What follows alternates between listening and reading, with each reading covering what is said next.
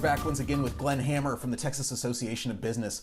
So Glenn, are there any industries that you think will be quicker to ramp back up to 100% and any you think will be less likely to get there just yet?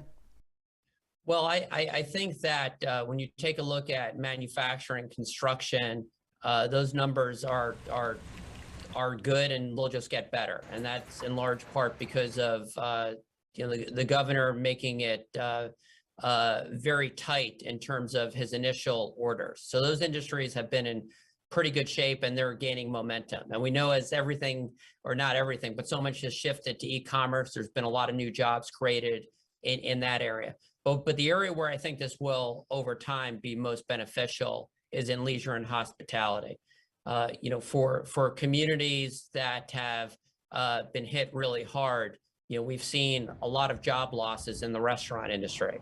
And for example, the major Texas Restaurant Association applauded Governor Abbott's moves because so many of these businesses are still suffering.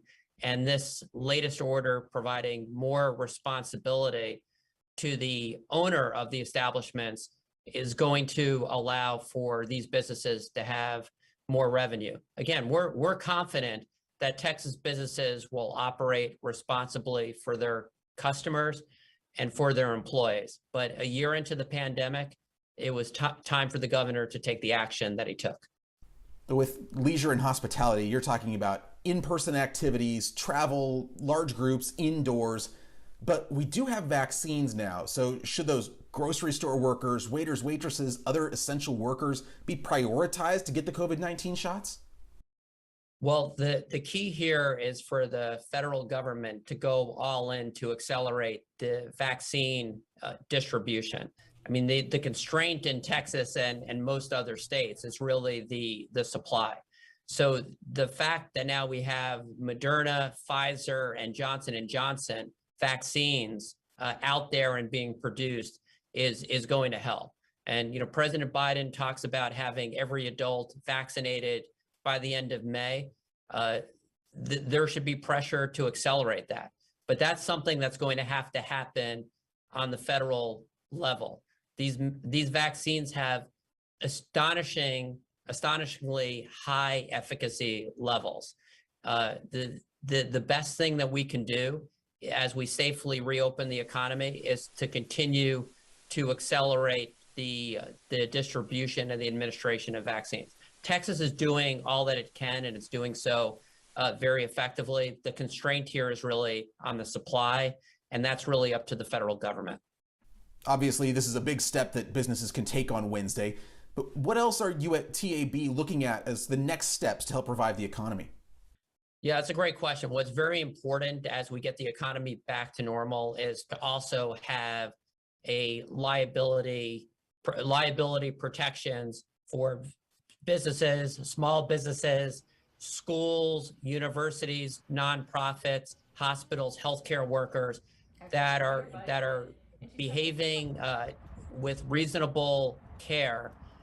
We need to make sure that frivolous lawsuits don't derail very promising the very promising economic momentum that the state of Texas has. So that's not going to get done. And I think that there was hope that would get done on a federal level in Washington, D.C. That's not going to happen. So it's going to be up to the state of Texas to pass good liability protections for our small businesses.